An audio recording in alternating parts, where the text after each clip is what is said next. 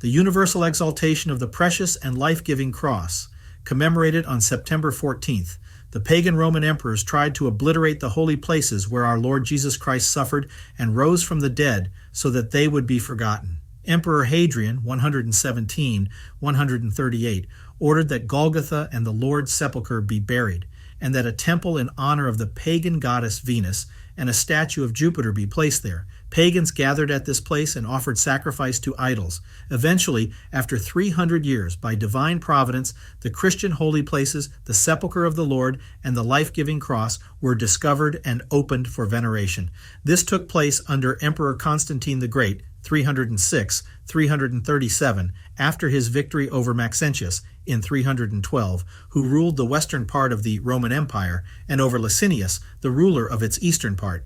In the year 323, Constantine became the sole ruler of the vast Roman Empire. In 313, St. Constantine issued the Edict of Milan, by which Christianity was legalized and persecutions against Christians in the western half of the empire were stopped. Although Licinius had signed the Edict of Milan in order to oblige Constantine, he continued his cruel persecutions against Christians. Only after his conclusive defeat did the Edict of Milan extend also to the eastern part of the empire. The holy equal of the apostles, Emperor Constantine, triumphing over his enemies in 3 wars, with God's assistance, had seen the sign of the cross in the heavens. Written beneath were the words, "By this you shall conquer." Ardently desiring to find the cross upon which our Lord Jesus Christ was crucified, St. Constantine sent his mother, the pious Empress Helen, May 21st, to Jerusalem, providing her with a letter to St. Macarius, the Patriarch of Jerusalem. St. Helen journeyed to the holy places connected with the earthly life of the Savior, building more than 80 churches, at Bethlehem, the birthplace of Christ, and on the Mount of Olives, where the Lord ascended to heaven, and at Gethsemane, where the Savior prayed before his sufferings, and where the Mother of God was buried after her dormition. Although the holy Empress Helen was no longer young, she set about completing the task with enthusiasm. In her search for the life-giving cross, she questioned both Christians and Jews, but for a long time her search remained unsuccessful. Finally, she was directed to a certain elderly Jew named Jude, who stated that the cross was buried beneath the temple of Venus.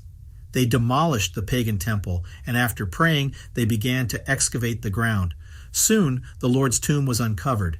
Not far from it were 3 crosses and a board with the inscription ordered by Pilate and 4 nails which had pierced the Lord's body. March 6th.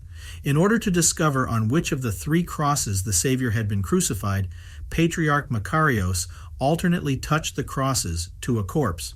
When the cross of the Lord touched the dead man, he was restored to life. After witnessing the raising of the dead man, everyone was convinced that the life-giving cross had been found. Christians came in huge crowds to venerate the Holy Cross, beseeching St. Macarius to lift the cross so that those far off could see it. Then the Patriarch and other spiritual leaders lifted the Holy Cross, and the people prostrated themselves before the honorable wood, saying, "Lord, have mercy." This solemn event occurred in the year 326. During the discovery of the life-giving cross, another miracle took place. A woman who was close to death was healed by the shadow of the Holy Cross. The elderly Jude, October 28th, and other Jews believed in Christ and were baptized.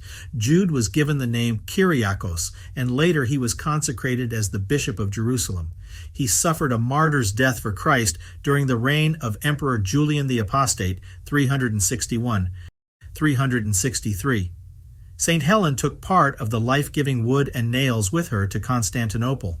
St. Constantine ordered a majestic and spacious church to be built at Jerusalem in honor of the resurrection of Christ, also including under its roof the life-giving tomb of the Lord and Golgotha. The church was built in 10 years. St. Helen did not survive until the dedication of the church. She reposed in the year 327. The church was consecrated on September 13th, 335. On the following day, September 14th, the festal celebration of the Exaltation of the Honorable and Life-Giving Cross was established. Another event connected to the cross of the Lord is remembered also on this day, its return to Jerusalem from Persia after a 14-year captivity. During the reign of the Byzantine Emperor Phocas, 602-610, The Persian king Khosroes II attacked Constantinople, defeated the Greek army, plundered Jerusalem, capturing both the life-giving cross of the Lord and the Holy Patriarch Zechariah, 609-633. The cross remained in Persia for 14 years, and only under Emperor Heraclius, 610-641, who defeated Khosroes and concluded peace with his successor and son, Cyrus, was the Lord's cross returned to the Christians. With great solemnity, the life-giving cross was transferred to Jerusalem. Emperor Heraclius, wearing a crown and his royal purple garments, carried the cross of Christ. The emperor was accompanied by Patriarch Zechariah. At the gates by which they ascended Golgotha, the emperor stopped suddenly and was unable to proceed. The Holy Patriarch explained to the emperor that an angel of the Lord was blocking his way. Heraclius was told to remove his royal trappings and to walk barefoot, since he who bore the cross for the salvation of the world had made his way to Golgotha in all humility. Then Heraclius donned plain clothes and without further hindrance carried the cross of Christ into the church. In a sermon on the Exaltation of the Cross, St. Andrew of Crete, July 4th, says, "The cross is exalted, and everything true is gathered together. The cross is exalted, and the city makes solemn, and the people celebrate the feast."